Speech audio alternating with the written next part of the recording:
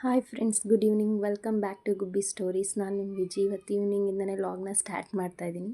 ಇವತ್ತು ಮನೇಲಿ ಏನಾದ್ರು ಸ್ವೀಟ್ ಮಾಡಬೇಕು, ಸ್ವೀಟ್ ತಿನ್ನಬೇಕು ಅಂತ ಅನ್ನಿಸ್ತಾ ಇತ್ತು. ಸೊ ಆಫೀಸಿಂದ ಬಂದಮೇಲೆ ಏನು ಮಾಡೋದು ಅಂತ ಗೊತ್ತಾಗ್ತಿರ್ಲಿಲ್ಲ. ಟೈಮ್ ಜಾಸ್ತಿ ಇರಲಿಲ್ವಲ್ಲ, ಬೇಗ ಏನಾದರೂ ಮಾಡ್ಕೋಬೇಕು, ತುಂಬ ದಿನ ಆಗಿತ್ತು ಅಂತ ಅಂದ್ಬಿಟ್ಟು ರವೆ ಪಾಯಸ ಮಾಡೋಣ ಅಂತ ಪ್ಲ್ಯಾನ್ ಮಾಡಿಕೊಂಡೆ. ಸೊ ಒಂದು ಅರ್ಧ ಗಂಟೆ ಟೈಮಲ್ಲಿ ಕಡಲೆಬೇಳೆನ ನೆನೆಸಿಟ್ಟಿದ್ದೆ. ಸುಮಾರು ಒಂದು 2 ಅವರ್ ಆದರೂ ನೆನಿಬೇಕು. ಬಟ್ ನನಗೆ ಟೈಮ್ ಇಲ್ಲ ಅಂದ್ಬಿಟ್ಟು ಒಂದು ಹಾಫ್ ಆನ್ ಅವರ್ ನೆನೆಸ್ಕೊಂಡಿದ್ದೆ. ಸೊ ಬೇಗ ಬೇಗ ಮಾಡೋಣ ಅಂತ ಅಂದ್ಬಿಟ್ಟು ಸ್ಟಾರ್ಟ್ ಮಾಡಿಕೊಂಡೆ. ಸೊ ಕಡಲೆಬೇಳೆನ ಒಂದು ಹಾಫ್ ಆನ್ ಅವರ್ ನೆನೆಸ್ಬಿಟ್ಟು ಬೇಯೋದಕ್ಕೆ ಇಟ್ಕೊಂಡೆ.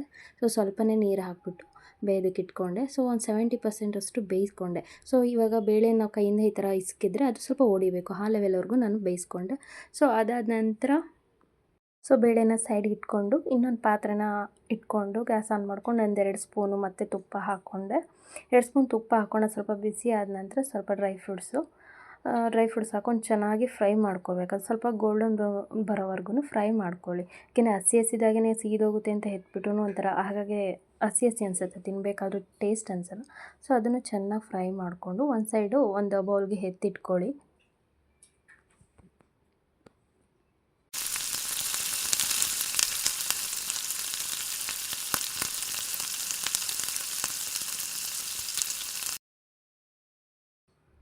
ಅದೇ ಪಾತ್ರೆಗೆ ನಾನೊಂದು ಅದು ಕಪ್ಪಲ್ಲಿ ಒಂದು ಅರ್ಧದಷ್ಟು ಮಾತ್ರ ರವೆನ ತೊಗೊಂಡಿದ್ದೀನಿ. ಜಾಸ್ತಿ ಏನು ತೊಗೊಳಲ್ಲ, ರವೆ ಹಾಕಿದ್ರು ಜಾಸ್ತಿ ಆಗಿಬಿಡುತ್ತೆ, ಕ್ವಾಂಟಿಟಿ ಖಾಲಿ ಆಗೋಲ್ಲ, ಸುಮ್ಮನೆ ವೇಸ್ಟ್ ಆಗುತ್ತೆ ಅಂದ್ಬಿಟ್ಟು ಅರ್ಧ ಬೌಲಷ್ಟು ರವೆ ತೊಗೊಂಡಿದ್ದೀನಿ.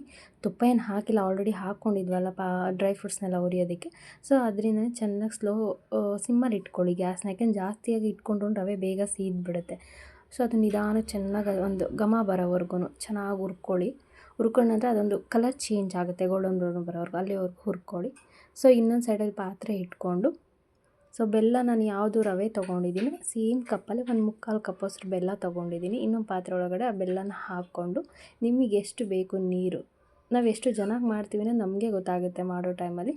ಸೊ ಅಷ್ಟು ನಾನು 2.5 ಕಪ್ಪಲ್ಲಿ ನೀರು ಹಾಕ್ಕೊಂಡಿದ್ದೀನಿ. ಯಾಕೆಂದರೆ ಆಲ್ರೆಡಿ ಕಡಲೆಬೇಳೆ ಕೂಡ ಬೇಯಿಸಿಟ್ಟಿದ್ವಲ್ಲ, ಅದ್ರದ್ದು ನೀರು ಇದಕ್ಕೆ ಹಾಕ್ಕೋಬೇಕು. ಸೋದಿಸಿ ಏನು ಹಾಕ್ಕೋಬೇಡಿ, ಸೇಮ್ ಅದೇನೇ ಹಾಕ್ಕೊಳ್ಳಿ, ಚೆನ್ನಾಗಿರುತ್ತೆ. ಸೊ ಅದನ್ನು ಚೆನ್ನಾಗಿ ಬೆಲ್ಲ ಕರಗಿಸ್ಬೇಕು. ಚೆನ್ನಾಗಿ ಕಾದ್ಮೇಲೆ ಗೊತ್ತಾಗುತ್ತೆ, ನಾವು ಸೌಟಿನ ಹಿಂಗೆ ಆಡಿಸ್ಬೇಕಾದ್ರೆ ಕೆಳಗಡೆ ಕಸ ಅಥವಾ ಮಣ್ಣು ಕಲ್ಲು ಆ ಥರದ್ದು ಏನಾದರೂ ಇದ್ದರೆ ಗೊತ್ತಾಗುತ್ತೆ. ಆ ಥರ ಇದ್ದರೆ ಸೋದಿಸ್ಕೊಳ್ಳಿ ಬೆಲ್ಲನ ಇನ್ನೊಂದು ಪಾತ್ರೆ. ಏನೂ ಇಲ್ಲ ಚೆನ್ನಾಗಿದೆ ಅಂತ ಅಂದರೆ ಅದಕ್ಕೆ ಏನು ಕಡಲೆಬೇಳೆ ಬೇಯಿಸಿಟ್ಕೊಂಡಿದ್ರಿ ಅದನ್ನು ಅದರೊಳಗಡೆ ಮಿಕ್ಸ್ ಮಾಡ್ಕೊಳ್ಳಿ. ಚೆನ್ನಾಗಿ ಬೇಯ್ದು ಆಲ್ರೆಡಿ ಒಂದು 70% ಬೆಂದಿದ್ದರಿಂದ ಮತ್ತೆ ಇದ್ರೊಳಗಡೆ ಬೆಂದರೆ ಚೆನ್ನಾಗಿ ಬೇಯುತ್ತೆ. ಫಸ್ಟೆಲ್ಲ ಹಾಕ್ಬಿಟ್ಟೆ ಕಡಲೆಬೇಳೆನ ಇದರ ಬೆಲ್ಲದ ನೀರಲ್ಲಿ ಬೇಯಲ್ಲ, ಅದು ಗಟ್ಟಿ ಆಗಿಬಿಡತ್ತೆ. ಸೊ ಅದೆಲ್ಲ ಚೆನ್ನಾಗಿ ಚೆನ್ನಾಗಿ ಮರಳಿದ್ಮೇಲೆ ಏನು ರವೆ ಹುರಿದಿಟ್ಕೊಂಡಿದ್ನಲ್ಲ, ರವೆ ಹಾಕಬೇಕಾದ್ರೆ ಗ್ಯಾಸ್ನ ತುಂಬ ಸಿಮ್ಮಲ್ಲಿ ಇಟ್ಕೊಳ್ಳಿ. ಇಲ್ಲ ಅಂತ ಅಂದರೆ ಏನಾಗುತ್ತೆ ಅಂದರೆ ತಳಕ್ಕೆ ಹೋಗಿ ರವೆ ಕೂತ್ಕೊಂಡು ಗಂಟು ಅಂತ ಆಗಿಬಿಡುತ್ತೆ. ಸೊ ಟೇಸ್ಟ್ ಇರೋದಿಲ್ಲ. ಸೊ ಚೆನ್ನಾಗಿ ಅದು ನಿಧಾನಕ್ಕೆ ರವೆ ಸ್ವಲ್ಪನೇ ಹಾಕ್ಕೊಂಡು ನಿಧಾನಕ್ಕೆ ತಿರುಗಿಸಿ, ಗಂಟೆಲ್ಲ ಏನು ಬರೋದಿಲ್ಲ. ಸೊ ಚೆನ್ನಾಗಿ ನಿಧಾನಕ್ಕೆ ತಿರುಗಿಸ್ಕೊಳ್ತಾ ಇರಿ. ಹಾಗೆಯೇ ಎಲ್ಲ ಪೂರ್ತಿ ಹಾಕ್ಬಿಟ್ಟು ಚೆನ್ನಾಗಿ ಒಂದು ಮಿಕ್ಸ್ ಕೊಟ್ಕೊಳ್ಳಿ. ಹಾಗೆಯೇ ಗಂಟೆಲ್ಲ ಬಂದರೆ ಅದು ತಿನ್ನೋದಕ್ಕೂ ಏನು ಒಂಥರ ಅಂತ ಅನಿಸುತ್ತೆ, ಹಾಗಾಗಿ ಗಂಟದು ಕರಗೋದೂ ಇಲ್ಲ. ಸೊ ಇದನ್ನೆಲ್ಲ ಚೆನ್ನಾಗಿ ಮಿಕ್ಸ್ ಮಾಡಿದ್ಮೇಲೆ ಒಂದು ಅರ್ಧ ಸ್ಪೂನಷ್ಟು ಏಲಕ್ಕಿ ಪೌಡರ್ ಹಾಕೊಳ್ಳಿ. ಅರ್ಧ ಬೇಡ, ಒಂದು 1/4 ಸ್ಪೂನಷ್ಟು ಹಾಕ್ಕೊಳ್ಳಿ, ಚೆನ್ನಾಗಿರುತ್ತೆ ಫ್ಲೇವರೆಲ್ಲ. ಸೊ ಅದು ನೀಟಾಗೆಲ್ಲ ಮಿಕ್ಸ್ ಆದಮೇಲೆ ಚೆನ್ನಾಗಿ ಅದು ಬೇಯಲಿ ಅಂತ ಅಂದ್ಬಿಟ್ಟು ಗ್ಯಾಸ್ನ ಕಡಿಮೆ ಉರಿಯಲ್ಲೇ ಇಟ್ಕೊಳ್ಳಿ. ಅತಿಯಾಗಿ ಉರಿಯಾಗಿಟ್ರೂ ಕುದ್ಬಿಡುತ್ತೆ ಚೆನ್ನಾಗಿ, ಮತ್ತು ಉಪ್ಪು ಕೂಡ ಬಂದುಬಿಡುತ್ತೆ. ಸೊ 1 ಮಿನಿಟು ಮುಚ್ಚಳ ಕ್ಲೋಸ್ ಮಾಡಿಬಿಟ್ಟು ಬಿಟ್ಬಿಡಿ, ಚೆನ್ನಾಗಿ ಬೇಯ್ಕೊಂಡು ಆದಮೇಲೆ ತೆಗೆದುಬಿಟ್ಟು ನಿಮಗೇನೋ ಕೊಬ್ಬರಿ ತುರಿ ಬೇಕನ್ಸಿದ್ರೆ 2 ಸ್ಪೂನ್ನ ಹಾಕ್ಕೊಳ್ಳಿ.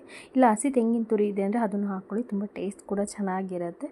ಸೊ ಅದನ್ನು ಹಾಕ್ಬಿಟ್ಟು ಚೆನ್ನಾಗಿ ಹಾಗೆ ತಿರುಗಿಸಿ, ಬೆಂದಿರುತ್ತೆ ಕೊಬ್ಬರಿ ಅಲ್ವಾ ಆಲ್ರೆಡಿ ಅದೇ ಜಾಸ್ತಿ ಹೊತ್ತೇನು ಬೇಯಬೇಕಂತ ಏನಿಲ್ಲ. ಆಲ್ರೆಡಿ ನಾನು ಡ್ರೈ ಫ್ರೂಟ್ಸ್ನ ಹುರಿದಿಟ್ಕೊಂಡಿದ್ದೆ ಫಸ್ಟಿಗೆ. ಸೊ ಅದನ್ನು ಇವಾಗ ಮಿಕ್ಸ್ ಮಾಡಿಬಿಟ್ಟು ನಿಮಗೇನಾದರೂ ತುಪ್ಪ ಬೇಕು ಅಂತ ಅನಿಸಿದರೆ ಕೊನೆಯಲ್ಲಿ ನಾವು ಆ್ಯಡ್ ಮಾಡ್ಕೊಂಡು ತಿನ್ನುವಾಗ ಹಾಕ್ಕೋಬೋದು, ಏನು ತೊಂದರೆ ಇಲ್ಲ. ಸೊ ನಾನು ಮತ್ತೆ ಏನು ತುಪ್ಪ ಎಲ್ಲ ಏನು ಆ್ಯಡ್ ಮಾಡ್ತಾಯಿಲ್ಲ, ಡ್ರೈ ಫ್ರೂಟ್ಸನ್ನು ಹುರಿದಿಟ್ಟಿದ್ನಲ್ಲ ಅದರೊಳಗಡೆ ಆಲ್ರೆಡಿ ತುಪ್ಪ ಇತ್ತು. ಸೊ ಅದೇ ಆಗುತ್ತೆ ಅಂತ ಅಂದ್ಬಿಟ್ಟು ಮತ್ತೆ ಹಾಕಲಿಲ್ಲ. ಸೊ ಕೊನೆಯಲ್ಲಿ ತಿನ್ಬೇಕಾದ್ರೆ ನಿಮಗೇನೋ ತುಪ್ಪ ಬೇಕನ್ಸಿದ್ರೆ ಹಾಕ್ಕೊಂಡು ತಿನ್ನಿ. ಟೇಸ್ಟ್ ಹೇಗಿದೆ ಅಂತ ನೀವು ಮಾಡಿಬಿಟ್ಟು